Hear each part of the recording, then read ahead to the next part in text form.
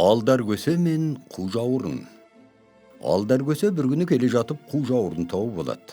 Оны қойнына тығып ап, бір байдың үйіне келіп түседі. Ет асып отырған әйеліне қарап, менің бір шике етім бар еді, соны қазандарыңызға салып пісіріп алуға бола ма деп сұрайды. Әйел мақұл пісіріп ала ғой дейді.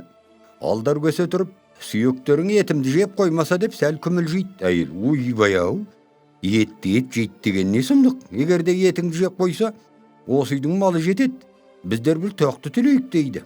Олай болса жарайды дейді. Алдар көсе жеңін көлегейлеп тұрып қазанға қу жауырынды салып жібереді. Біраздан соң барып піскен шығар деп алдар көсе қазаннан құр қу жауырынды суырып алады. Содан соң әйелге қарап, міне жаңа айтып едім ғой жеп қояды деп. Міне қараңдар, жеп қойыпты, ал енді беріңдер тоқтымды дейді. Байдың әйелі айтқан сөзінен тана алмай шарасыдан алдар көсеге бір тоқтыны беріп жібереді.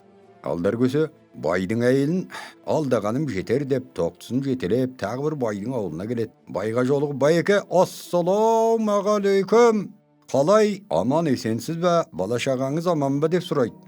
Құдайға шүкір дейді бай, жуан қарны тыр-тыр қасып тұрып. Алдар көсе жол болсын, бұл тоқтың не? Әлей болсын бай, тоқтың несін сұрайсыз, кедей болған соң көрген күнің осы да. Пәленше бай осы тоқтымды былтыр алып еді, содан бүгін алып келе жатырмын. Айтпақшы тоқтымды қойыңызға қосуға бола ма дейді байға қарап. Мақұл қоса қой дейді бай. Қойларыңыз тоқтымды жеп қоймаса дейді алдар көсе күмілжіп. Алдар көсе, қойды қой жейді деген не сұмдық? Сандырақтамай жібер әр тоқтыңды қойға қосып.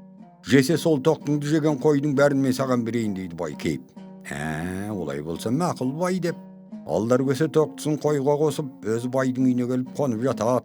Алдар көсе түнде бір ұйықтап тұрып байға білдірместен қорадағы көп қойға барып, өзінің тоқтысын ұстап сойып, қанын әр семіз бойдақ қойлардың аузына жағады. Сөйтіп, сойған тоқтысының етін итке тастап, үйге қайтып кіріп жатып қалады. Таң атып шыққан соң тұрып, тамақ ішіп болып алдар көсе бай дертіп қойға барса, көсенің тоқтысы жоқ. Бай олай-бұлай қараса, бір талай қойдың аузы қанған екен.